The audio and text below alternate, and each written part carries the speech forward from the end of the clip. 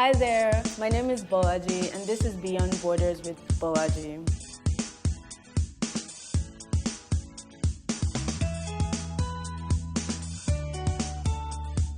This is a series where I interview international orgs at Texas Tech University to get a sense of what they stand for, their mission statement, and what they're essentially contributing to the university as a whole. On today's episode, I'm here with Jacinta of the Ghana Student Organization. Hi there. Hi, How are you today? I'm doing well. How are you? I'm good. Can you tell me a little bit about yourself and how you came to Texas Tech? Sure. I'm Jacinta Hinson. I'm originally from Ghana. I am a third-year PhD student in the Family and Consumer Sciences Education Program in the College of Health and Human Sciences. I am a research assistant and also a graduate writing consultant at a graduate writing center. Outside graduate studies, I am a wife, Oh. yeah, and a mother of two lovely kids. And how I got to TTU before moving across the world to pursue my lifelong goals, I was a faculty member at the University of Education, Winneba. When I graduated and left after a few years, it had grown. Various units under the department had become a department, and the department had become a faculty now. And at that time, when I was working, before I was working as a faculty member, I was a high school teacher. And when I was the high school teacher, they opened up applications for hiring new staff or new lecturers because of the increase in student population. And I took that as a chance and applied for the position, and I got the job. As you may know, the requirement for being a lecturer or a faculty member at a higher education is to have a PhD, and I didn't have that. So I was appointed on the condition that I should have a PhD after at least 2 years of being appointed. So that was how I started looking out or searching for programs to pursue my PhD. And unfortunately, I didn't have the program that I wanted to take on within my country. So I looked outside the country and I just happened to find Texas Tech University, and that's how come I'm here today. Oh, you're doing a lot. Yeah, and you're still that's like, a whole lot. I just had to put everything together in this. Yeah. Yeah, but it was a long time ago. Yeah.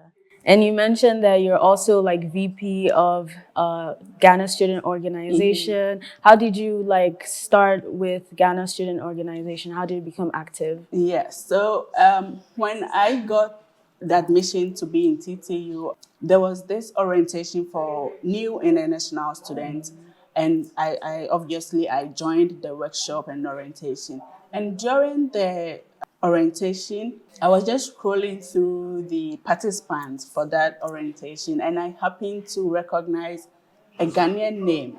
I was just kind of excited to meet someone who is also a Ghanaian and also in the same institution. So after the orientation, I reached out to that person through Facebook and we just got in touch. And when I finally got my visa and came to the US, I reached out to him again, just letting him know that I'm on campus, where do I go, for what I need, like stuff like that.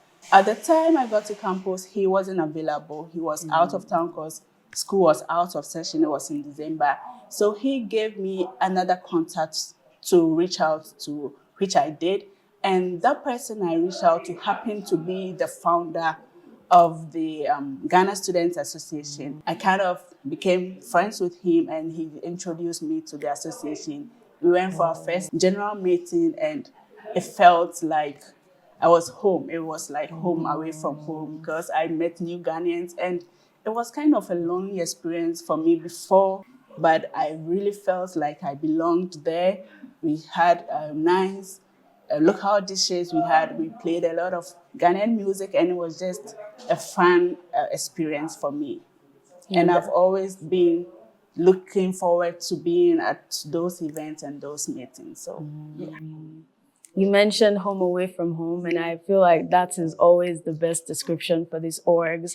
Like, when I first came here, I didn't have like the community, and now like being a global guide, like having a sense of community is so important. And even the president reaching out to you, like that just shows how like Ghana Student Organization focuses on like home and everything. So can you walk me through like the mission statement that Ghana Student Organization kind of upholds? Well, the main mission of this association is to bring together all Ghanaians and just help each other in terms of adjusting to life in the US, because it can be really stressful, it can be depressing, it can be lonely. So the main idea behind this one guy called Kwabena Boache, who started this association, was to just bring together all Ghanaians on campus to help each other academically, socially, financially, in every aspect of that they can help us with. And it all began in 2021 when one student called Yajira found this Kwabena Boache's profile on LinkedIn, and it said Texas Tech University. So she reached out to him and they met outside LinkedIn and they were just having a conversation. So this Yaya was kind of sharing how her struggles with Kwabena Boache, how she suffered to get accommodation, how she's struggling to adjust to the life in the US. And at that time, Kwabena Boache had also met a few Ghanaians at church, and he planned or he decided that maybe it would be better for him to bring all these Ghanaians together just to have this sense of community, this sense of belonging. And that's what he did. He reached out to the International Affairs Office, and his first point of contact was Beth Mora, and she also took it upon herself to direct Kwabena Boache to I think, the organizing body or the department that was in charge of student organizations. And they started the process, they officially registered it, and it became an organization, which I'm now the vice president of that. What sort of events does GSA hold, and what sort of programs like do they have in the semester? Yeah, we've had several events since I've been a part of this organization, and the most recent one was our Independence Day celebration, and this was just March 2024, and it was just nice to see information on tech announcing our celebration. It was just, I felt so good when I got to meet a lot of new Ghanaians that I didn't know. Some were actually not students, but I realized there were a lot of Ghanaians here in Lubbock, and so that celebration was a huge one. We've also had the opportunity to be a part of the Cultural Fest celebration, which was organized last year by the International Affairs Office. And that was also a great celebration. We were also part of the homecoming, which was last year, and we plan to be a part of the homecoming coming this year. And we, as usual, we have a normal semester meetings, which we meet at least twice a semester for general meetings. And during those meetings, we've had to invite people to talk to us about tax system, because in Ghana, when you go to the grocery shop, right, what you see on the counter or on the price is exactly what you pay for. But when we came here in the US, you see a different price, but you pay for a different. So it's a whole new ball game for us. We've also had someone come to talk to us about credit, because in Ghana we don't have that credit system. We don't know. I didn't know anything about credit score. How do I build my credit score and stuff like that? We also had one of the international advisors come, who happens to be a Ghanaian also, Rubioku. Yeah, she came to talk to us about how to maintain our F1 visa status, what to do, what not to do, and so many other things. So we've had several events. We plan on having more, and it's just been a great, yeah. No, you guys, I need a moment to just like take in, because that's a lot that you guys are doing for like the community. And essentially what I want to ask next is how does GSA like help international students? How do they like reach out to them and basically create this welcoming atmosphere for them? Yeah, it's sometimes very challenging to get in touch with students who are coming on to campus. I mean, but what we have been doing is just this year, what we did was we created a WhatsApp platform. And so if, for example, if I know someone who has gotten admission to come to TTU, I'll just give out their contact details to and the executives of the association, and they will add the person to that WhatsApp platform. So this year we had almost about 30 people coming to TTU just this semester. We help you get an accommodation. Even before you get here, we connect you with people. So for example, if I'm at the Raiders Pass, I make inquiries at the office. If there's availability, we hook you up or we sign you up for that. And so we try to help you get accommodation. We try to help you settle in during that. So we do airport pickups. We take you to your apartment. And most times when they get here, their accommodation isn't ready yet. The moving date, some people arrive earlier than their moving date. And so what we do is we try to host each other. That's one thing that is very helpful, because when I came, I didn't know anyone. I had to stay in an Airbnb for 9 days, and it's not cheap. It's not. It's just not. Go ahead and say it. It's not cheap. So what we did is, last year, for example, I hosted someone in my apartment for 1 week before they moved into their apartment. I have even hosted a Nigerian who I didn't know. So it's not just about Ghanaians. It's just to help anyone who needs help. Yeah. So that's the mission, the main goal of our organization. We help each other. We connect each other. So, for example, I work as a graduate consultant at the Writing Center. There was an opening for hiring. I sent out the information on our platform just to let Ghanaians who need job on campus to be aware that there are several jobs opportunities on campus that we just help each other with stuff like that. I love that a lot. Yeah. I actually love that. And how do you collaborate with other organizations on campus? I know that this year we are planning on collaborating with the Nigerian Student Association, because Nigerian has been, way back home, is like they are our siblings, but we have that kind of sibling rivalry going on. The jollof rice. We fight over Ghana jollof. We fight over who has the best music, who has the best It's definitely whatever. Nigerian. I know this is not up for debate. Ghana has the best jollof rice, and there's some period. No, so. Yeah, we are planning on collaborating with them, like sporting activities.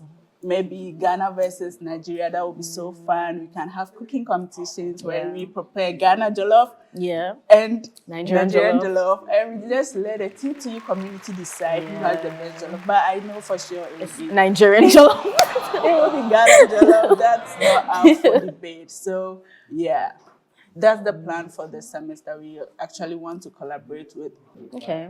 Well, I like that, like, active effort of seeking out organizations to collaborate. How does GSA kind of reach out to domestic students and international students to ensure, like, you're serving both communities?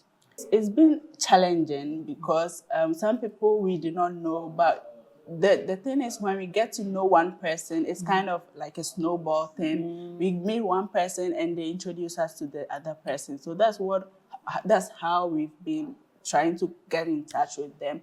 And it's not the association, let me just say this, the association is just not for the graduate students. We also have undergraduate students who are part of the association. And so actually this year, the executive committee, there's one undergraduate who is part of the executive committee, and she has been wonderful. She has been able to connect with the undergrads, and most of the domestic students, I mean the American-born Ghanaians, are undergrads, right? So she gets in touch with them, and she brings them on board. So that's how we've been doing. But our plan on getting more international students is to meet up with the various program coordinators, because they will know who is coming from where. So would you like say that's one of your challenges as an organization? Yeah. And what other challenges are you facing or have you faced? Yeah. Our major challenge, I would say, is accommodation, because those who get admission, most of us would want to be here before the orientation. And one thing I don't know why is most apartments, their moving date is sometimes after the orientation. And so when we get here, we do not have any place to stay till the moving date. And that's how come I stayed at an Airbnb for 9 days. So I'm thinking that if it's possible for the international office to help us secure an affordable housing just to host people for that few days, maybe 1 week, we would really appreciate that, because our major challenge is accommodation, getting accommodation for people. And like I said earlier, this year we had about 30 students coming from Ghana, and most of them didn't have a place to stay, and we had to adjust, host them in our homes. Some had to go to hotels. It was just too extreme for us. We can't do all by ourselves. So we are pleading with the international office. This is a plea to you all to help us get just affordable housing for all international students, not just Ghanaians, all international students, just to help us with that. No, I see that. I do Yeah. see that. And let me just add this, another issue or challenge is funding for us. Most of us don't come with funding, and when we don't have at least $1,000 scholarship, will be fine. It will kind of waive the in-state tuition, which is quite a lot for some of us. So if we had that scholarship, that funding to waive off the in-state, it would really go a long way to help us stay okay on campus, because it's already stressful for us. It Yeah. is. And especially like the accommodation, like even as a global guide, like that is something that all international students kind of always talk about. Yeah. But let's move on to the fun stuff. What Yeah. is your favorite part about being a part of GSA? Everything, every part of it is I just enjoy being part of my community. I always look forward to our meetings. I just whenever we have meetings or events, like I said, it's just home away from home. I feel that sense of belonging. I feel that I can connect with people. I'm just myself when I meet Ghanaian students in that kind of environment. And not that I don't cook at home. I cook, but I get to eat free food, local food. I get to eat free local food that I've maybe probably not cooked in a while. And that's something that I'm always ready for. When it's free food, just call me. I think I might I'll need be to come for GSA. yeah, you I should need to come come. for a meeting. We play nice music, we have indoor games, like it's always very fun. And everything about it is my favorite. Yeah. I love that. And what would you want the future of the organization to look like? In the future, I wish to see that the GSA, it's the strongest, the vibrant student organization on campus, if not the best. I also wish that with the increasing graduation rate of students, we could have an alumni body all over the nation, and we could start alumni association or something. We could have a homecoming, GSATT alumni homecoming. That would be a massive event or celebration. So in the future, I just wish that we will have a stronger association and we will be well known throughout the TTU campus. You mentioned you're Ghanaian and be like, oh yeah, I know GSA. Yeah, that's the goal. No, I love all what you said, and like it being a community that's just like reaching out to people. And I like how you just described like what you want the future to look like. Well, thank you so much, Jacinta. It was nice speaking with you. Thank you for having me. Thank you. Thank you so much for listening, guys. This was Beyond Borders with Bola. Bye.